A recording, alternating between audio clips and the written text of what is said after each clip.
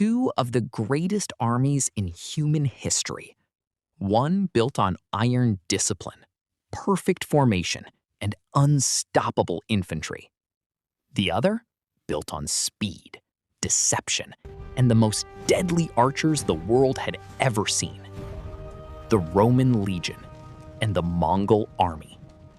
Both conquered half the known world. Both were considered unbeatable. But what if they fought each other?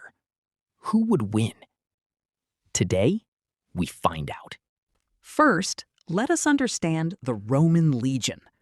The Roman army was the most disciplined fighting force in the ancient world. Every soldier, called a legionary, trained for years. He could march 20 miles a day in full armor. He could build a fortified camp in just a few hours.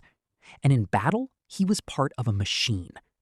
The famous testudo formation, or tortoise formation, had soldiers lock their shields together, forming an impenetrable wall. Arrows, spears, even rocks could not break through. The Roman legion had conquered Britain, North Africa, the Middle East. Their secret weapon was not just strength, it was organization. Every 80 soldiers had one commander. Every commander reported to a general. The entire army moved and fought as one single organism. No chaos, no confusion, just pure, deadly efficiency. Now, the Mongol army. If the Romans were a machine, the Mongols were a storm. The Mongol warrior was born on horseback. He could ride before he could walk. And he could shoot an arrow with deadly accuracy while riding at full gallop. Think about that for a moment. Full speed on a horse, arrow fired, target hit. The Mongol bow, called a composite bow, was so powerful it could pierce armor from 300 meters away. 300 meters. That is the length of 3 football fields. But their greatest weapon was not the bow. It was their strategy. The Mongols used a tactic called the Feigned Retreat. They would pretend to run away from battle. The enemy would chase them.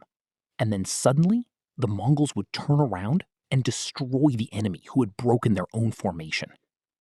This tactic worked every single time. Against the Chinese Empire, against the Persian Empire, against the Russian armies. The Mongols destroyed all of them. So now, let us compare them directly. Strength versus strength. Roman legion had better armor.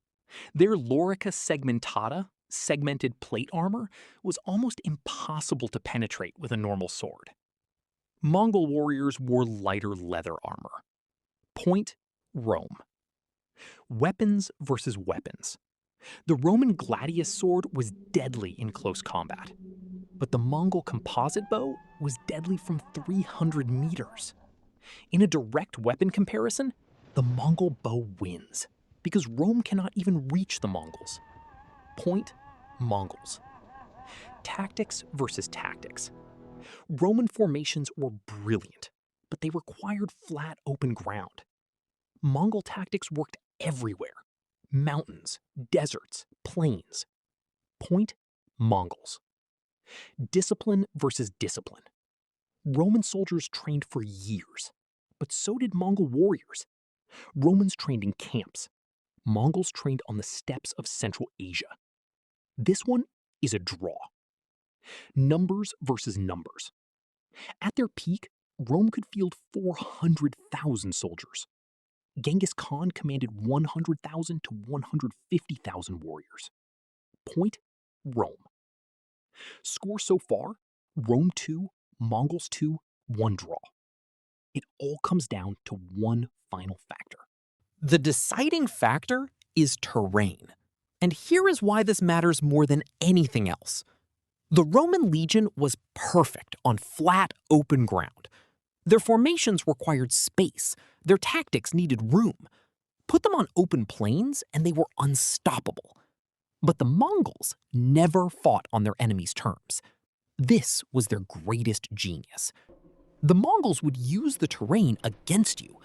They would draw the Romans into mountains, into forests, into narrow valleys. where the Roman formation would collapse. And then the Mongol arrows would do their work from 300 meters away, before the Romans could even see them clearly. The Romans had never faced an enemy like this before. Every enemy they had beaten had stood and fought. The Parthians had beaten Rome using the same Mongol tactics: fast cavalry, arrows from a distance, feigned retreat. At the Battle of Carrhae in 53 BC, 20,000 Roman soldiers were killed by Parthian horse archers, using the exact same tactics the Mongols would use 1,200 years later. Rome lost, badly. So, who wins? In open, flat terrain, with equal numbers, the Roman legion would give the Mongols a serious fight. Their discipline, their armor, their formations would make them the hardest enemy the Mongols ever faced. But in a real battle, the Mongols would never fight on Roman terms. They would use their speed, their arrows, their terrain, and they would wear down the Roman legion, slowly, patiently, mercilessly. The winner is the Mongol army, not because they were stronger, but because they were smarter. They turned the greatest strength of Rome, its perfect formation, its discipline, into a weakness. And that is the true mark of military genius. History is full of warriors who were unbeatable. The Romans, the Mongols, the Spartans, the Vikings. Each one a force of nature in their own time. But when two legends meet, only one can stand. If you enjoyed this video, hit the like button and subscribe to History of Shadows, because next, we are going to ask an even bigger question. Who was greater, Alexander the Great or Julius Caesar? Every empire has a story. Every war has a secret. And we are just getting started.